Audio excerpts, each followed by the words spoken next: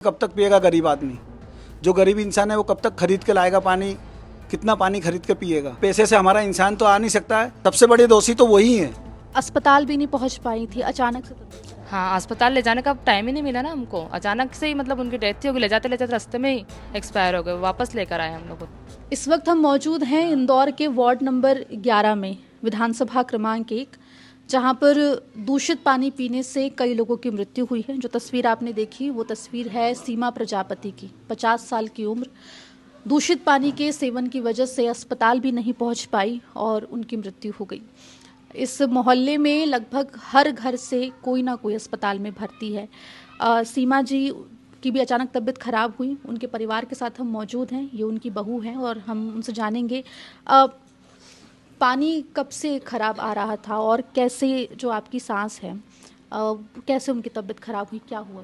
पानी तो बहुत दिन से ख़राब आ रहा था, लेकिन अभी अभी कुछ ज़्यादा ही आने लगे। कड़वापन था पानी में, बहुत ज़्यादा ही ख़राब रहा था। पी भी नहीं पा रहे थे, पर इस वजह से मतलब यहाँ कोई बोरिंग वगैरह दूसरा पानी का कोई व्यवस्था नहीं है, तो वही पानी हमको गर्म कर करके पीना पड़ रहा था। वही पीने से मतलब मेरी सास है, उनकी मृत्यु हुई है, जिस हमको संभलने का मौका भी नहीं मिला उसमें, मतलब कि उनको हम हॉस्पिटल भी ले जा पाएँ। अचानक से उनकी डेथ हो गई, तो इस वजह से हमको तो पानी की व्यवस्था चाहिए अच्छी, ताकि और बहुत से आसपास बहुत लोग बीमार हैं, बहुत ज़्यादा। अस्पताल भी नहीं पहुंच पाई थी अचानक से तबीयत खराब। हाँ, अस्पताल ले जाने का टाइम ही नहीं मिला ना हमको। अचानक से ही मतलब उनकी डेथ ही हो गई। ले जाते रास्ते में ही एक्सपायर हो गए। वापस लेकर आए हम लोग उनको। देखिए, ये जो पूरा प्रकरण चल रहा है उसमें कई नेता आ रहे हैं। क्या आपके यहाँ भी कोई आया मिलने के लिए? कल ही आए थे बस वो कैलाश जी, बाकी तो कोई आता ही नहीं है। इस गली में आता ही नहीं कोई भी। क्या बोले आकर?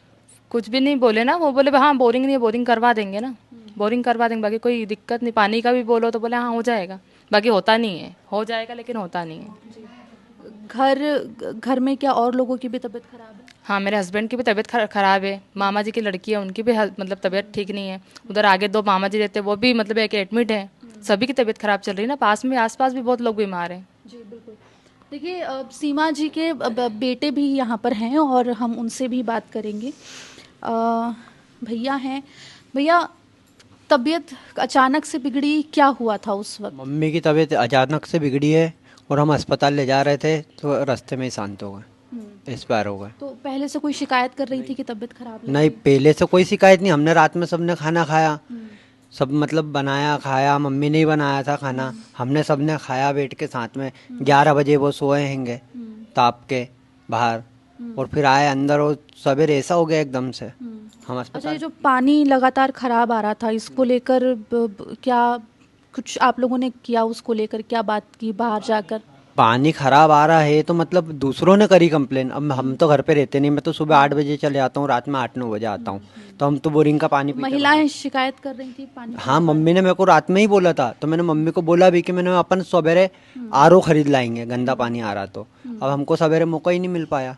जी, तो देखिए, अस्पताल ले जाते ही मृत्यु हो गई। और जैसा कि उन्होंने बताया कि इस घर में और भी लोग हैं जो बीमार हैं। ये बच्ची है, ये भी जो है काफ़ी अब आप अस्पताल से अभी आए हो, आप एडमिटेड थे? हाँ, बाटल चढ़ी थी। बॉटल चढ़ी थी आपको? क्या क्या शिकायत? उल्टी दस्त हो रही थी, कमजोरी आ रही थी, तो फिर बाटल चढ़वाई। अच्छा। हाँ, पानी खराब आ रहा था, पानी पीने में क्या लग रहा था? कड़वा कड़वा लग रहा था गले में और जी घबरा रहा था, तो बोतल चढ़वाई उल्टी दस्त में। अच्छा। हाँ, तो अभी तबीयत कैसी है? अभी भी थोड़ा ऐसा लगता है, ठीक नहीं लगा? नहीं, जी घबराता है। जी बिल्कुल।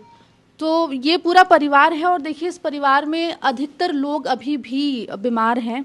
भैया हैं, आप बताएं कि देखिए, शिकायत को लेके बहुत बोला जा रहा है कि घर की महिलाएं लगातार शिकायत कर रही थी कि पानी ठीक नहीं आ रहा है। कैलाश विजयवर्गीय भी आए थे, जैसा कि कल आए थे वो। हाँ, तो क्या उन्होंने बोला कि आप लोगों ने उन्होंने बताया नहीं कि हम काफ़ी लंबे समय से पार्षद से शिकायत कर रहे थे कि पानी खराब आ रहा है? बताया, हमने उनको बताया तो उन्होंने बोला कि 1 वीक के अंदर इधर बोरिंग करवा देंगे। हमने उनको ये बताया कि इस गली में नर्मदा के अलावा कोई सोर्स नहीं है पानी का, ना तो बोरिंग का पानी आता ना कुछ नहीं। वही पानी पीने के लिए हम मजबूर है। खरीद के कब तक पिएगा गरीब आदमी? जो गरीब इंसान है वो कब तक खरीद के लाएगा पानी? कितना पानी खरीद के पिएगा?